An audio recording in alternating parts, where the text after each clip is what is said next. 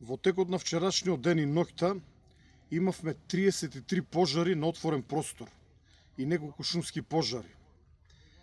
28 пожари се целосно изгаснати, 2 се ставени под контрола, а 3 се се уште активни. Најтежок пожар за гасење со кој што се соочуваме повеќе денови е пожарот во повеќе наменското подрачје, односно ловиштето Јасен. Пожар кој што се одвива на негостолюбив терен, исклучително стрмен терен, тежок за движење на луѓе, некаде невозможно за движење на луѓе. Врз овој пожар неколку дена действуваме со хеликоптери и ер-трактори. Денес, рано наутро, на лице место се изфрлени припадници на специјалците од армијата, и тоа од волците и од ренџерите, како и од ЕБАРа од МВР. Овие луѓе работат на една од линиите која што е над патот, линија која што во текот на ноќта успеавме да ја изгасиме, со што спречивме ширење на пожарот кон едно пошироко подрачје со борова шума. За жал, повторно имаме знаци горе високо на сртот за реактивирање на еден мал крак. Упатени се сили, се надевам дека ќе успееме да го стопираме.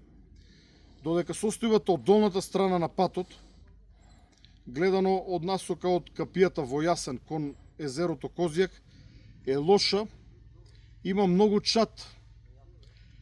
Воздухопловите едноставно не може да действаат, бидејќи видливоста е многу лоша и гаснењето се отежнува оттежнато. Подоцна ќе имам поточни информации на кој начин денес ќе се действува. Во овој момент покри специјалците од МВР и АРМА, исто така на лице место се и неколку екипи од Јасен, од јавното предпријатие Јасен и национални шуми.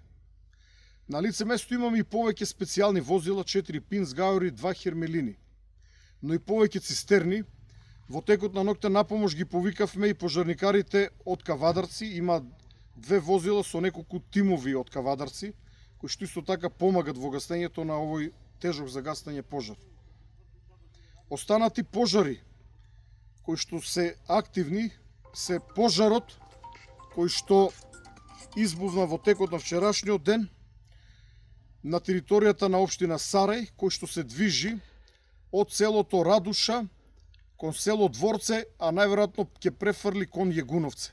Се работи на гасење на овој пожар, во овој момент нема силно горење и верувам дека во низинскиот дел целиот денес ќе биде ставен под контрола.